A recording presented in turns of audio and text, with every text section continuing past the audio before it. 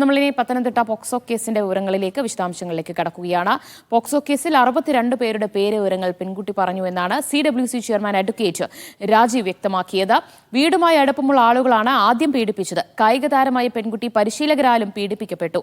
സന്നദ്ധ സംഘടനയോട് തനിക്ക് പലതും തുറന്നു പറയാനുണ്ടെന്ന് പെൺകുട്ടി തന്നെയാണ് അറിയിച്ചത് എന്നും CWC ചെയർമാൻ പറഞ്ഞു. മഹിളാ സമാഖ്യ എന്നുള്ളൊരു സന്നദ്ധ സംഘടനയുടെ ഫീൽഡ് വർക്കിൻ്റെ ഭാഗമായിട്ടാണ് കുട്ടിയെ കാണുന്നതും കുട്ടി ഇവരോട് ഈ സന്നദ്ധ പ്രവർത്തകരോട് ഇതിനെ സംബന്ധിച്ച് സൂചിപ്പിക്കുന്നതൊക്കെ ആയിട്ട് കുട്ടിക്ക് അപ്പോൾ ഏതെങ്കിലും ഒരു അധികാര സ്ഥാനത്ത് ഇതിനെ സംബന്ധിച്ച് ഓപ്പൺ അപ്പ് ആവണം എന്നുള്ള നിലയ്ക്കൊരു ആവശ്യമാണ് അവരോട് ഉന്നയിച്ചത്. അപ്പോൾ ആ മഹിളാ സമാഖ്യയുടെ പ്രവർത്തകർ എന്നെ വിളിച്ചിരുന്നു. അവർ തന്ന വിവരത്തിൻ്റെ അടിസ്ഥാനത്തിൽ കുട്ടിയെയും കുട്ടിയുടെ അമ്മയും അവിടെ CWC ഞങ്ങൾ വിളിപ്പിക്കുകയാണ്. അപ്പോൾ അവിടെ നിന്ന് കുട്ടിയെ ഒറ്റയ്ക്ക് കേൾക്കുന്ന സമയത്താണ് കുട്ടിക്കുണ്ടായ ഇത്രയും വലിപ്പമുള്ള അല്ലെങ്കിൽ ഇത്രയും മോശമായ ഒരു അനുഭവത്തെ സംബന്ധിച്ച് പറയുന്നത്. അപ്പോൾ അതിൽ നിന്ന് കുട്ടിയുടെ അച്ഛൻ്റെ ഫോണിൽ ചിലരുടെയെങ്കിലും ഫോൺ നമ്പറുകൾ ഉണ്ടെന്നുള്ള വിവരങ്ങൾ, ചില സ്ഥലങ്ങളിൽ പോയതിൻ്റെ സ്ഥലങ്ങളെ സംബന്ധിച്ചുള്ള സൂചനകളൊക്കെ തന്നെ ആദ്യ ഇരുപ്പിൽ തന്നെ പറഞ്ഞു. പക്ഷേ നമുക്ക് CWCന് അത്രയും ഡീറ്റെയിൽ ആയിട്ട് കുട്ടികളോട് ഇൻട്രാക്ട് ചെയ്യാൻ കഴിയില്ല. അത് കൗൺസിലിങ്ങിന് വിടുക എന്നുള്ളതാണ് ഞങ്ങൾ ചെയ്യേണ്ടത്. അപ്പോൾ പ്രാഥമികമായി ഞങ്ങൾ കേട്ടതിന് ശേഷം കുട്ടിയെ കൗൺസിലിങ്ങിന് വിധേയമാക്കുകയാണ്. അതിൻ്റെ അസാധാരണത്വം ബോധ്യപ്പെട്ടാണ് ഞങ്ങളത് സൈക്കോളജിസ്റ്റിന് തന്നെ കൈമാറുന്നത്. സൈക്കോളജിസ്റ്റ് ആദ്യ റൗണ്ട് റിപ്പോർട്ട് ഏതാണ്ട് 62 പേരുടെ പേരുൾപ്പെടുന്ന റിപ്പോർട്ട് തന്നു. അതിൽ പേരുകളുണ്ട്, അവരുടെ പ്രായത്തെ സംബന്ധിച്ച് സൂചനയുണ്ട്, എവിടെ വെച്ച് എന്തൊക്കെ എന്നുള്ള നിലയ്ക്കുള്ള വിവരണങ്ങളുണ്ട്.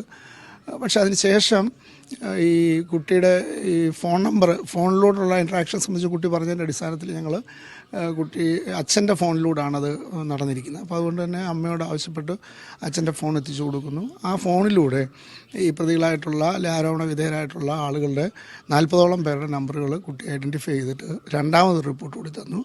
ഈ 2 റിപ്പോർട്ടും നമ്മൾ പല സ്റ്റേഷൻ പരിധികളിൽ വരുന്ന എന്നുള്ളത് കൊണ്ട് തന്നെ അതിനൊരു മോണിറ്ററിങ് സംവിധാനം കുറേ കൂടെ സൂപ്പർവിഷൻ ഇത് കുറേ കൂടെ ഭേദപ്പെടുന്ന തരത്തിലേക്കാണ് ഞങ്ങൾ സൂപ്രണ്ട് ഓഫ് പോലീസിന് തന്നെ കൊടുക്കുന്നത്. അപ്പോൾ അത് ഏത് പോലീസ് സ്റ്റേഷൻ പരിധിയാണെങ്കിലും അത് ആ ലെവലിലാണല്ലോ അത് കുറേ കൂടെ മെച്ചപ്പെടുക. അതുകൊണ്ട് അങ്ങനെ കൊടുത്ത സമയത്ത് തന്നെ സൂപ്രണ്ട് ഓഫ് പോലീസിൻ്റെ ഓഫീസിൽ നിന്ന് തന്നെ തിരിച്ച് കോൺടാക്ട് ചെയ്ത് അതിനകത്തൊരു സമയനഷ്ടത്തിൻ്റെ പ്രശ്നം ഒതുക്കാതെ തന്നെ അതിനകത്ത് ഇടപെട്ടു എന്നുള്ളത് സർക്കാർ സംവിധാനം, മിഷണറീസ് എല്ലാം നന്നായിട്ട് തന്നെ വിവരങ്ങളെ വേണ്ട രീതിയിൽ ഗൗരവത്തിലെടുത്തതാണ് ഇപ്പോൾ ഈ കേസ് ഇത്ര വരെ മുന്നോട്ട് പോകാനുള്ള കാരണമായത്.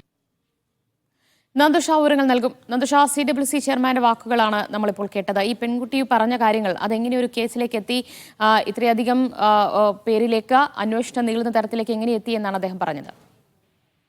ദിവ്യ, ഈ ഏതാണ്ട് ഒരാഴ്ച മുൻപാണ് മഹിളാ സമാഖ്യയുടെ ഒരു ഗൃഹസമ്പർക്ക പരിപാടിയുമായി ബന്ധപ്പെട്ട് പത്തനംതിട്ട ജില്ലയിലെ വിവിധ മേഖലകളിലുള്ള വീടുകളിലേക്ക് ഈ സന്നദ്ധ പ്രവർത്തകർ എത്തുന്നത്. അതിൽ നിന്നാണ് ഒരു മേഖലയിലെ വീട്ടിൽ സന്ദർശിച്ചപ്പോൾ ഈ പെൺകുട്ടി പറയുന്നുണ്ട്, എനിക്ക് കുറച്ച് കാര്യങ്ങൾ സംസാരിക്കാനുണ്ടെന്ന് വെളിപ്പെടുത്തലിനെ തുടർന്ന് ഈ സന്നദ്ധ പ്രവർത്തകർ ഈ പെൺകുട്ടിയുമായി സംസാരിച്ചു. തുടർന്നാണ് ഇതിന്റെ ഒരു വ്യാപ്തി മനസ്സിലാക്കുകയും അതിനുശേഷം CWCക്ക് ഈ പെൺകുട്ടിയെ കൈമാറുകയും ചെയ്യുന്നത്. മഹിളാ സമാഖ്യ സന്നദ്ധ പ്രവർത്തകരാണ് ഈ CWCക്ക് പെൺകുട്ടി കൈമാറുന്നത്. അതിനുശേഷം പെൺകുട്ടിയും അമ്മയും കൂടി ഒരു 2 ദിവസത്തോളം CWCയുടെ കൗൺസിലിംഗ് ക്യാമ്പിലായിരുന്നു.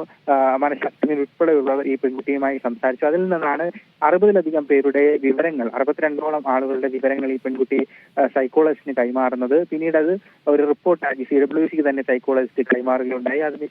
അതിനുശേഷം പോലീസിനെ കൂടി ഈ വിവരം അറിയിച്ചു. ഏതാണ്ട് വളരെ ഞെട്ടിക്കുന്ന ഒരു വിവരമാണ്. അതായത് 62 പേരിൽ ഏതാണ്ട് 42ഓളം പേരുടെ കോൺടാക്ട് നമ്പറുകൾ അച്ഛന്റെ ഫോണിൽ ഈ പെൺകുട്ടി സൂക്ഷിച്ചിരുന്നു. അവരെ ഇടയ്ക്ക് വിളിക്കാറൊക്കെ ഉണ്ടായിരുന്നതടക്കമുള്ള വിവരങ്ങളാണ്. അച്ഛന്റെ ഫോണിൽ നിന്ന് വിളിക്കാറുണ്ടായിരുന്ന അടക്കമുള്ള വിവരങ്ങൾ പെൺകുട്ടി ഈ CWC കൗൺസിലർമാരോട് പറയുകയുണ്ടായി. അതോടൊപ്പം ഈ പെൺകുട്ടി കായിക പരിശീലനത്തിൽ ഏർപ്പെട്ടിരുന്ന ഒരു കുട്ടിയാണ്. അതുകൊണ്ട് തന്നെ ഒപ്പം പരിശീലനത്തിൽ ഏർപ്പെട്ടിരുന്ന സഹകായിക താരങ്ങളും അതോടൊപ്പം പരിശീലകരും ഈ പെൺകുട്ടിയെ ലൈംഗികമായി ദുരുപയോഗം ചെയ്തു എന്നടക്കമുള്ള കാര്യങ്ങൾ പെൺകുട്ടി വെളിപ്പെടുത്തി. അതോടൊപ്പം വീടുമായും പെൺകുട്ടിയുടെ അച്ഛനുമായും സൗഹൃദം പുലർത്തിയിരുന്ന ആളുകളും ഈ പെൺകുട്ടിയെ പീഡിപ്പിച്ചവരുടെ പട്ടികയിൽ ഉൾപ്പെടുന്നു എന്ന കാര്യവും കൂടി വെളിപ്പെടുത്തി. 61 അക്കമായ സംഖ്യയായിരുന്നു ഇന്നലെ പുറത്തു വന്നത്. അതിൽ ഏതാണ്ട് 5 പേരെ ഇന്നലെ പോലീസ് കസ്റ്റഡിയിലെടുത്തിരുന്നു. എന്നാൽ ഇന്നത് 8 പേരായി ഉയർന്നിട്ടുണ്ട്.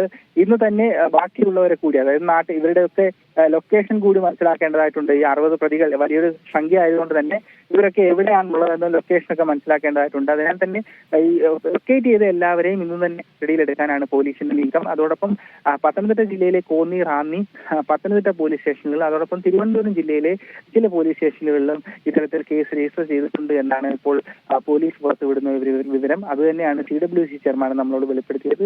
ഏതായാലും മഹിളാ സമുഖ്യ സൊസൈറ്റിയുടെ സന്നദ്ധ പ്രവർത്തകരുടെ കൗൺസിലിംഗിനിടെ വെളിവായ ഒരു വലിയ വാർത്ത, ഒരു വലിയ ഞെട്ടിക്കുന്ന സത്യം ഇപ്പോൾ പോലീസിന്റെ CWCയുടെ കൃത്യമായ ഇടപെടൽ മൂലം അതിന്റെ പ്രതികളൊക്കെ തന്നെ പിടിയിലാകുന്ന ഒരു കാഴ്ചയാണ് ഇപ്പോൾ കണ്ടുകൊണ്ടിരിക്കുന്നത്. ഏതായാലും പെൺകുട്ടി നിലവിൽ CWCയുടെ സംരക്ഷണയിലാണുള്ളത്.